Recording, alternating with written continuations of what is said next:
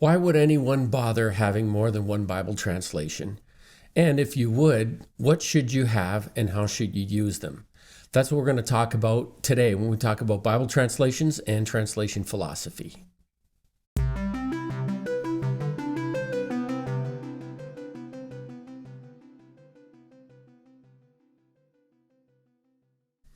So as we've been discussing Bible translations, we've talked about source textual criticism this last time. And if you watched that one, I asked you to go and read the preface to your Bible, to whatever translation you're currently reading, and it'll tell you a little bit about the philosophy of translation. So we're going to break that down today. We're going to talk about different approaches to translating the Bible. And there is no perfect way to translate the Bible, and it's not because it's the Bible, it's because anytime you translate from one language to another, there are certain things that just can't be perfectly expressed in the same way. You can say one sentence in French and you need three in English to describe it, or vice versa. It's just the nature of language. So the existence of different Bible translations or translation approaches help us to be able to get a clearer picture of what was expressed in the original writings. Now, there are four qualities of an excellent translation. Number one, you want it to be accurate. You want it to be clear. You want it to be natural. You want the reading of it to feel like natural reading. And you want it to be audience appropriate, okay? In other words, it needs to be understandable by whoever is going to be reading or using that Bible or hearing that Bible. And so let's talk about these approaches to Bible translation. So the first approach is called formal equivalence. So a formal equivalence, or sometimes people will use the term word for word translation. And in a formal equivalent translation, the focus is more on the specific meaning of the words that were written, and they try to keep the form as close to the original as possible without it sounding nonsensical. When you read a sentence in the Greek, again, as we mentioned last time, the word order is not necessarily the same. So if we just translated each word from Greek into English, it could end up sounding really quite nonsensical in English. So you want to keep as close to the original form as possible without sounding nonsensical. Okay. Now, in a formal translation, then, because the focus is on that structure and the focus is on the meaning of each word, it makes a great study Bible or study translation. The strengths of a formal translation are that it helps you to see word patterns. So it endeavors to translate consistently the same Greek words in passages so that you can recognize word patterns and the way words are put together. It also allows you to trace the argument better in the text because of how the wording is and how phrases are connected together, what they call connectives, actually. And those, prepositions and conjunctions and different connectives help us to see what the flow of thought was that was taking place at that time or in that writing. It also translates the participles, where a lot of times, because of the other translation approach, it might not do that. It's less interpretive. In other words, there's less interpretation of the meaning of the text involved when you're translating it formally. You're leaving that to the person who's going to do to the target reader. And it's very helpful for students who have little Greek language skills, which is most of us, but it allows you to kind of get a grip on that Greek element in it. So some examples of formal translations are the King James Version, the New King James Version, the NASB, the ESV, the RSV, or I'll just say the New American Standard Bible, the English Standard Version, the Revised Standard Version, which is an updated of the King James. Those are formal equivalence translations. Then you move into something that's kind of on the other end of the spectrum, not all the way to the other end, but kind of across the street from it, and that's called functional equivalence. Used to be called dynamic equivalence, but now it's called functional equivalence. It's also known as a thought by thought or thought for thought translation. And so what they did there is they looked at the phrase and they endeavored to translate the thought that was being expressed in the phrase, and not just the phrase in and of itself or the words in and of themselves. Now, one of the strengths of that is that it actually can be more accurate because it's conveying the thought. It can be clearer or more easily understood. It uses natural English. It's often written at a lower literary level. In other words, the reading skill required is not as high. One good example of a functional equivalent translation is the New Living Translation, the NLT. And it is very much written with a thought-by-thought translation.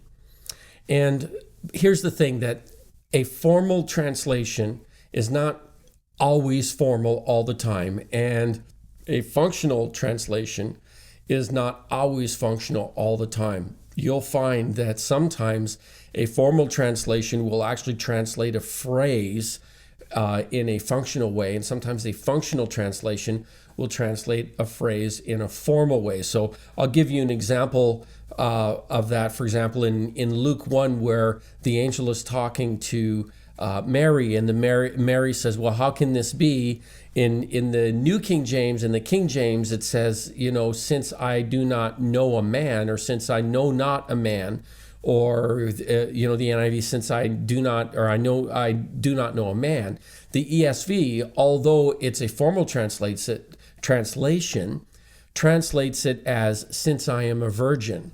So it actually translates it more functionally than it does formally. So that's just one example of how, there's a little bit of back and forth on this. It's not all one or all the other, but there's an inclination, a strong inclination toward one or toward the other.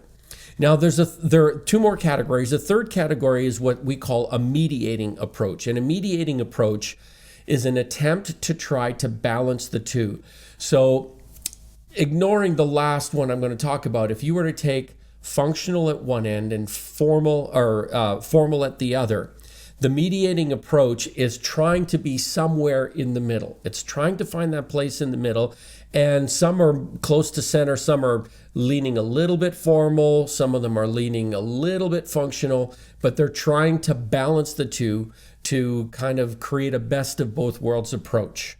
And when they do that, they take into account, the linguistic approach. Where is it important to add an interpretive element so that we can understand it more clearly in English? Where is it important to stay truer to the formal so that something is not lost in that? So some examples of that would be the New Revised Standard Version, the HCSB, the Holman Christian Standard Bible, or the CSB, which is the updated version of that, the Christian Standard Bible. They call it, if you read their preface, they call it optimal equivalence. So that's that mediating approach. The New English Translation and the NIV. The NIV really tries to target to be as close to center, and they probably are pretty well the closest to center between those two ends. A fourth is a kind of a unique category that I'm going to group kind of two together, that they're called free or they're called paraphrase. Now, by definition, a paraphrase is not a translation. It's not where they went to the original languages and translated it. It's usually where they've gone to an existing English Bible and rephrased it. They paraphrased it. So the Living Bible, for example, it's from the ASV, the Authorized Standard Version, and then it was paraphrased. Whereas when you have a free translation involves some original as well. And in doing that, the translator is using maybe more liberty to use common English idioms or figures of speech that we would more readily understand. So, for example, the Message is an example of a free translation. The language that's used is very colorful, is very wonderful to read, but it's not really what the text says or what the original text says. So give us this day our daily bread, being translated, provide our 3 square meals, are not exactly the same thing. There's a certain amount of freedom to that. Now, understand this is that even in translations, there's a level of paraphrase involved because a lot of translations refer to previous English translations as a little bit of a point of reference. The New King James refers to the Old King James. The ESV connects to the RSV. So they're not a paraphrase, they are a translation, but they do use a point of reference of other English translations as well. Now, let me give you just a few thoughts on all of these translations. So it's good to have more than one. If, we live in a day and an age where it's pretty easy for most of us to own more than one Bible, whether it be on paper or whether it be on our device. And on our device, we have access to so much, and some are free online. So free translations, not the ones that are, that you don't pay for, but free translations as in free and paraphrase, should not be your primary Bible. Okay, they're good reading Bibles. Just don't get me wrong; they're great reading Bibles a lot of times, but they're more helpful as a complementary Bible. They're more useful to add color to something, but they're not necessarily the best starting point to build your foundation on. Because a free translation has some liberties taken, usually by the translator. Formal and functional translations are often translated by committee, okay? Groups of scholars from different parts of the body of Christ, from different denominations that come together. And in doing that, it helps avoid certain sectarian influences, whereas free translations are often translated or paraphrased by one individual and are more susceptible to a doctrinal bias, okay? So I mentioned the Living Bible, the Message, the Passion Translation also. I know on their website they say they're a translation, but it's very much a free translation and carries a certain level of paraphrase in there as well. But again, these are all primarily individually translated versions of the Bible, individually done. And because of that, there's always room for some doctrinal bias. And we all have doctrinal bias. That's just unavoidable because we're human beings. All right. So let me give you a few examples. So for the ESV, over 100 scholars were involved in the translation. The NIV, there were over 100 scholars. It's the Committee on Bible Translation is what they're called. The New King James Version had about 130 people, which consisted of scholars, pastors, and lay people. The CSB, the Christian Standard Bible, used a committee of 100 people. The Living Bible and the Message were done by one person. One person for the Living, one person for the Message, Eugene Peterson, the Message. The Passion Translation was done by one person with a few other people to provide some review work for them. So those are the various translation approaches that exist. And what we're going to do is when we go into our next session to talk about this, we're going to talk about when and how to use these multiple translations. And then I'm going to give you some suggestions, some suggested Bibles for reading, some suggestions for study, and some suggestions for presentation. If you're a teacher or a pastor or somebody who leads a Bible study, then you need different translations for different purposes.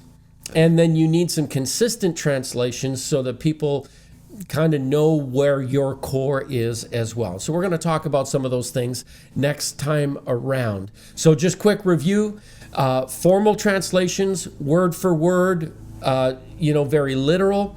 Functional translation or functional equivalence is thought by thought. Mediating approach is trying to balance the two. And free translation and paraphrase, which allows a lot of liberty and a lot of expansion, but can really add some life and color, but yet can also have some sectarian biases in it. So those are your translation approaches that exist in the translations of the Bible that we have, from the ones that we use as far back from the King James up until now. and let's talk about how we're going to use them next time around. So if you're having fun, if you're enjoying this, like, subscribe, share it with some friends, and next time we're gonna give some application to all of this.